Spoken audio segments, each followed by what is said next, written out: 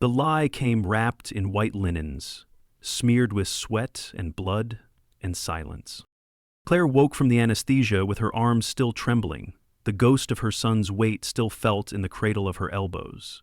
The nurse, pale and fidgeting, wouldn't meet her eyes. The doctor, a man with gray at his temples and no soul in his gaze, told her the baby didn't make it.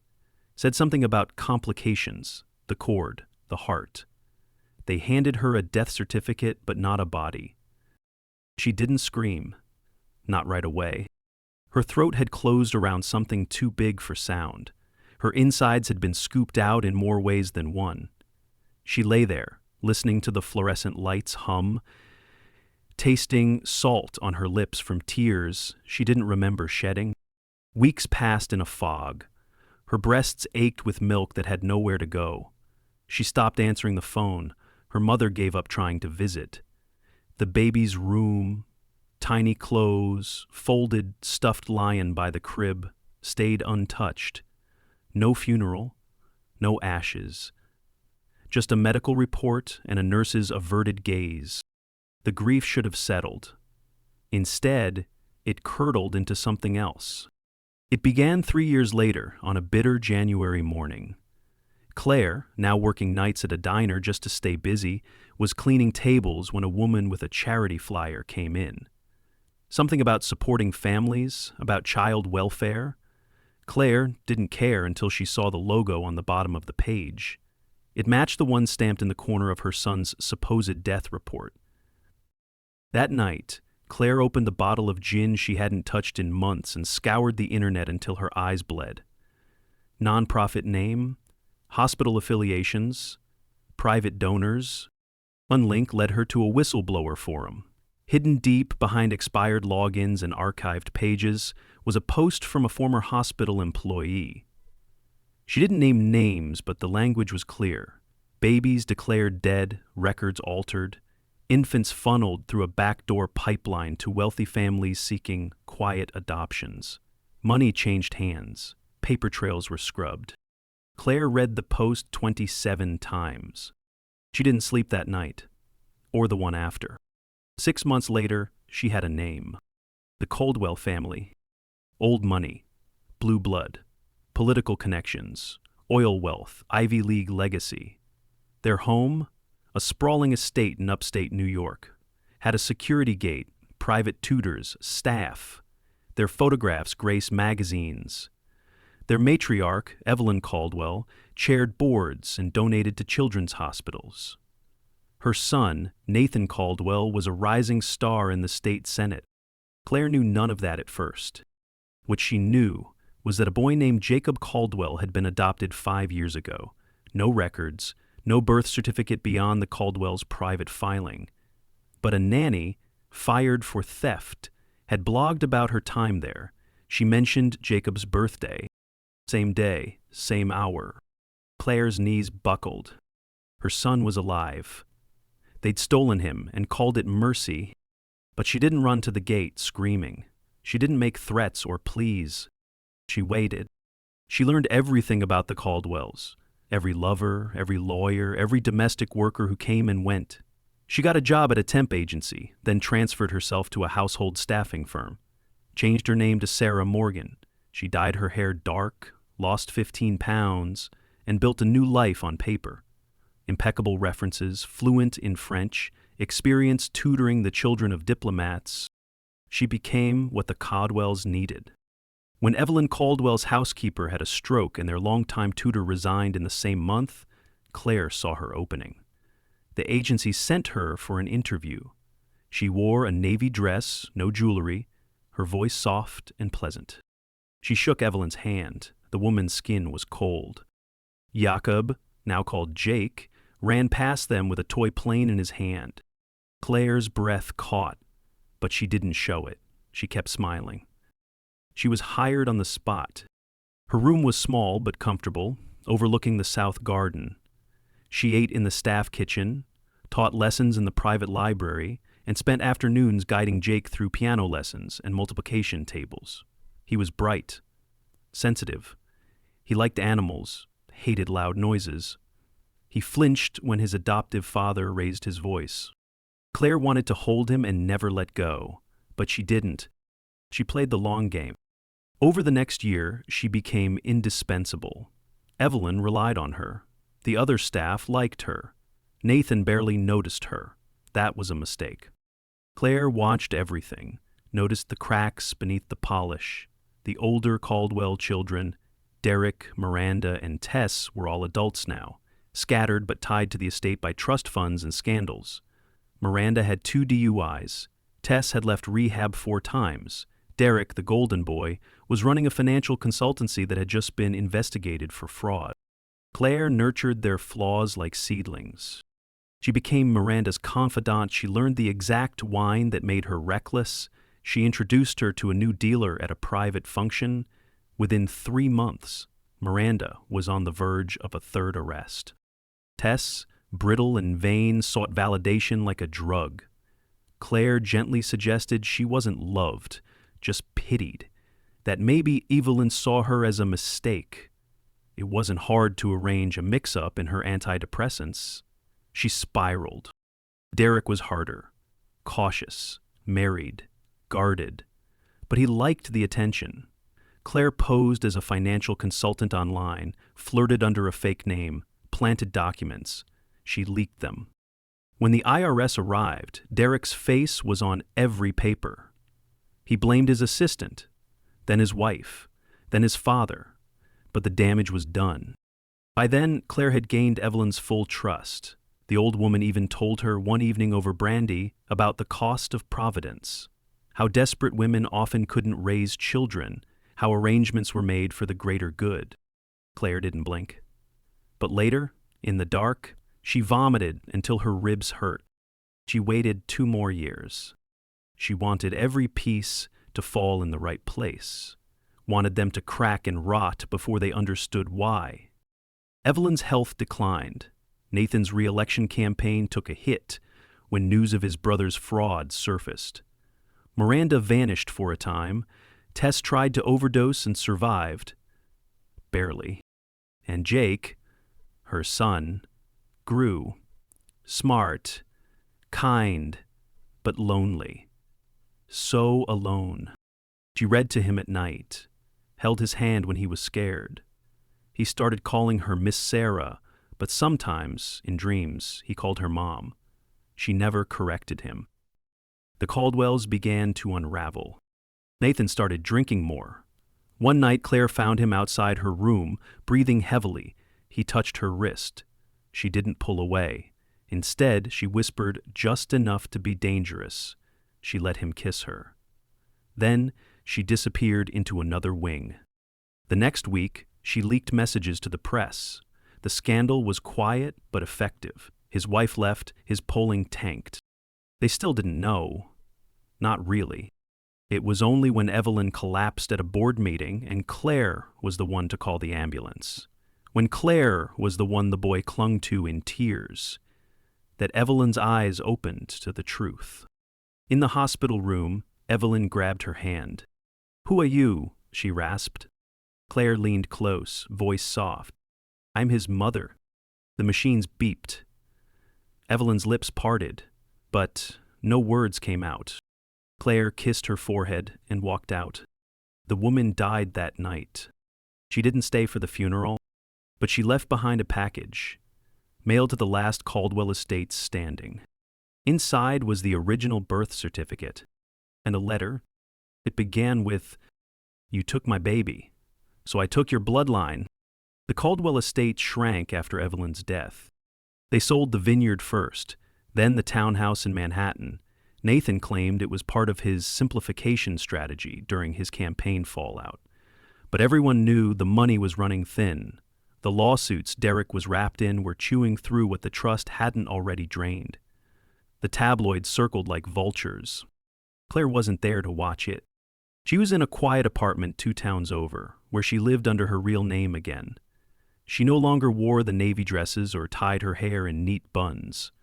Her skin had color now. Her voice was stronger. Her hands didn't tremble when she looked in the mirror. But the work wasn't done. She hadn't come this far to let time do the rest. Jake, her Jake, was still theirs on paper. She had gotten close enough to wrap herself around his world, but not to claim him. Not yet. The Caldwells still had the legal footing, and Nathan wasn't a man to let go of anything that made him feel powerful. So she turned to the one place they never expected her to. Family court. She filed under her real name, cited fraud, presented documentation of the forged death certificate, medical records she had copied years ago, testimony from the nurse who had quit the hospital. Guilt had eaten her alive. Claire tracked her to a tiny house in Maine. The woman cried when she heard Jake was alive. The case opened a small but real door. Claire knew it wouldn't be easy. The Caldwells could still buy judges, delay trials, muddy waters. So she changed tactics. She didn't just fight in court. She fought in their home. She arranged for a new nanny, someone she trusted, someone who owed her. A woman named Emily with 2 kids of her own, sharp as a blade and quiet as shadow. Emily slipped in through the same agency Claire once used, charming, competent. Evelyn would have approved. Nathan, distracted and flailing, didn't vet her properly. Emily started keeping notes, small ones at first, what Jake ate, how often he was alone, how Nathan's temper snapped when the cameras were off. But Claire wanted more than notes. She wanted rot. She had learned long ago that children don't grow in silence, they grow in echoes. So she sent Jake letters. Simple at first, no names, just stories, fairy tales, almost, about a mother who lost her child, about a boy who had 2 birthdays, about a woman who walked through fire. Jake, precocious and curious, began to ask questions. Emily made sure he got answers. Carefully fed through bedtime chats, through photos left out in the open. Claire didn't force anything. She let him come to her. The day he did, it was raining. She sat by the window of a diner on the edge of town, drinking coffee gone cold. Jake walked in with Emily, holding her hand tight. His hair was longer now. He had his father's jaw, but Claire's eyes. She stood up and he stared at her for a long moment before asking, simply, "Are you real?" She nodded. He didn't cry. He just sat beside her and reached for her hand. That night, Claire made a promise, not to him, but to herself. No matter what it took, Jake would never go back to that house. The Caldwells responded with fury. Nathan filed for a gag order, called her unstable, dug up her old records, depression, unemployment, therapy sessions scrawled in case notes. His lawyers smeared her like she was diseased. Claire didn't flinch. She had what they didn't, witnesses. The fired nanny, the nurse, a retired social worker who remembered the strange gaps in the hospital's records. Piece by piece, the truth began to look less like madness and more like fact. Nathan tried to pivot, claimed he didn't know Jake wasn't theirs, that Evelyn had handled the adoption, that he had only done what was best for the child. Claire went public, not with interviews, not with press. She uploaded documents anonymously to investigative journalists she'd researched for years. One was already digging into hospital corruption. Another had covered black market adoptions. She timed the leaks like a conductor. The story exploded. The Caldwells' name became poison. Companies dropped Nathan as a consultant. Derek was indicted on wire fraud. Miranda, paranoid and spinning out, fled to Europe. Tess checked into a psychiatric ward voluntarily. Jake stayed with Claire full-time. The court, now under public scrutiny, couldn't ignore the mounting evidence. When the judge granted Claire full custody, Nathan was in the back of the courtroom, his tie undone, his hands shaking. He looked older than his years, smaller. He followed her out after the ruling, tried to speak. Claire turned. "You had 10 years to be a father. You spent them pretending. I spent them becoming." He reached out. She stepped back. "You're not just losing your son," she said. "You're losing everything your family ever pretended to be." Nathan stared at her like he didn't recognize her at all. He didn't. Claire had buried that woman with the empty arms long ago. She didn't just get her son back. She razed their legacy to the ground. Autumn arrived like an omen. The trees around the Caldwell estate bled gold and red, leaves drifting down like paper ash.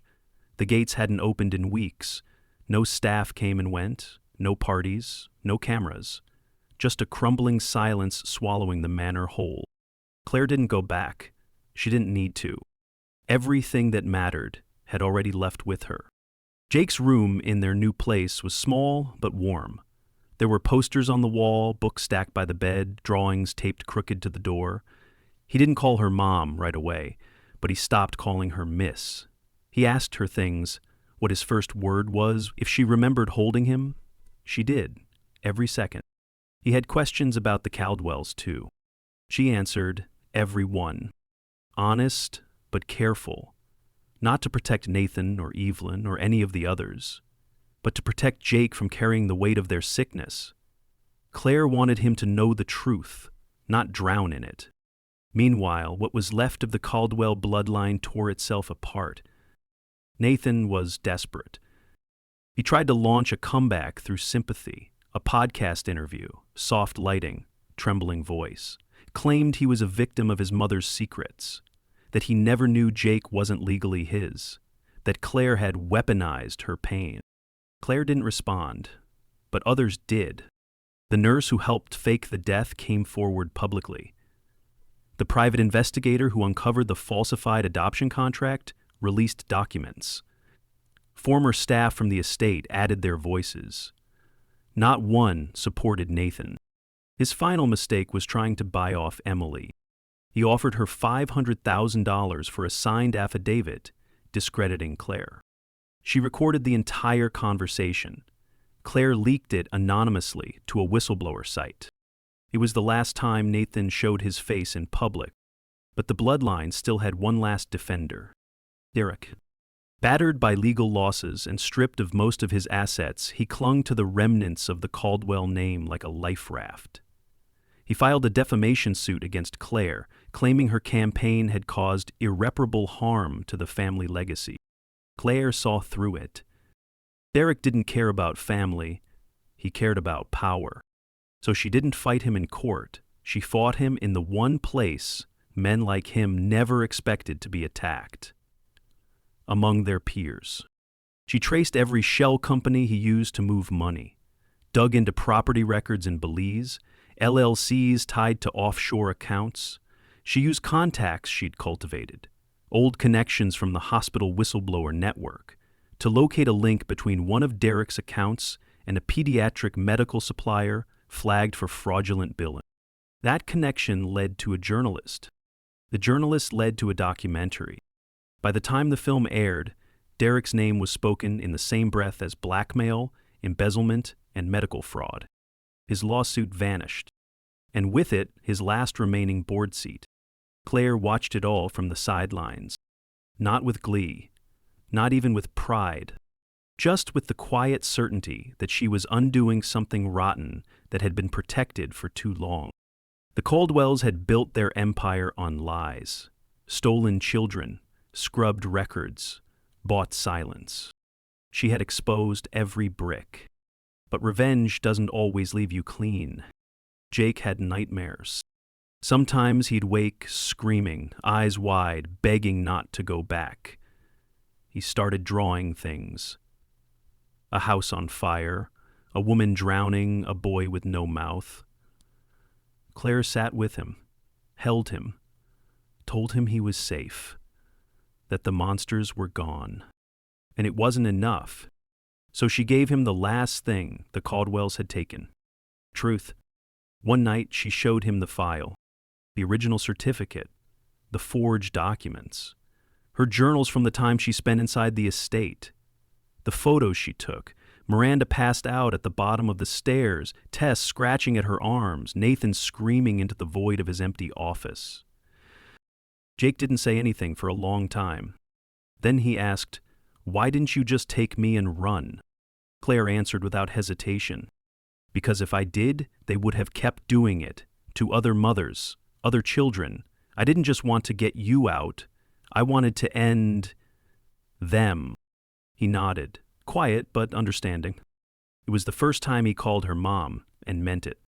Meanwhile, Teth, the most broken of them all, became the final ember. She reached out to Claire through a lawyer, not to fight, but to meet.